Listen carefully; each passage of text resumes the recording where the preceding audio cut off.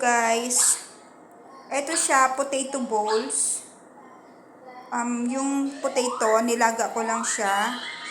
Nilaga ko siya until na nag-soften yung potato. Tapos, ang after nun, ginawa ko nun, nag-mash. Minash ko yung potato.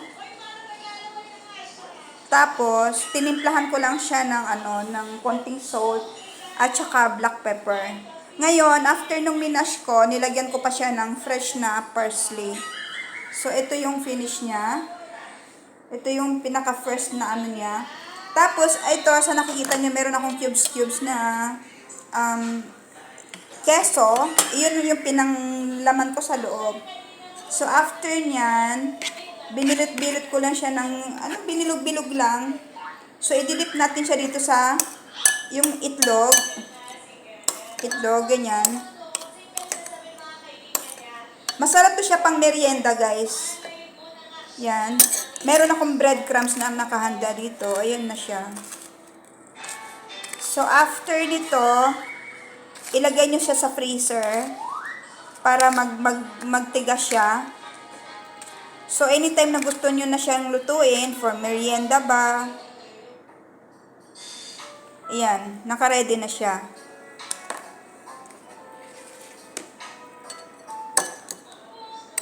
Naubusan na kami ng gloves. Kanya minekos-mekos ko na lang ng kamay. Lagi naman din malinis yung kamay ko, guys.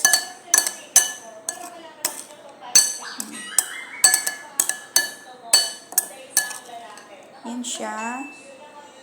So, meron na siyang palaman na cheese. Eto siya, guys, sa nakikita ko dun sa Instagram, meron din iba, nagpapalaman sila ng chicken. Yung chicken, ginisa-gisa muna nila sa onion, bawang, at saka, garlic, sorry. At saka, baka meron hindi nakaintindi ng bawang. Tapos, tinimplahan. So, gumawa din ng potato, nag-boil ng potato. Ganon din, pinampalaman lang yung chicken. So, pwede rin siya gawing ulam. Ito naman siya, cheese ang palaman. So, pwede nyo siya maging merienda. Medyo malaki nga lang yung pagkaano. Kasi ang the best nito kung yung cheese, wag na lang i-cubes. Igadgarin nyo siya para maliit siya. Para magkaroon siya ng maliit na space kung gusto nyo na siyang ipalaman. So, pwede kayo mag-create ng bowls na regular sizes lang. Yung bite size. So, tapos na tayo, guys. Nakabuo lang ako ng Ito naman, hindi naman to pang kakainin lang namin. Kasi hindi kami nag-lunch ngayon.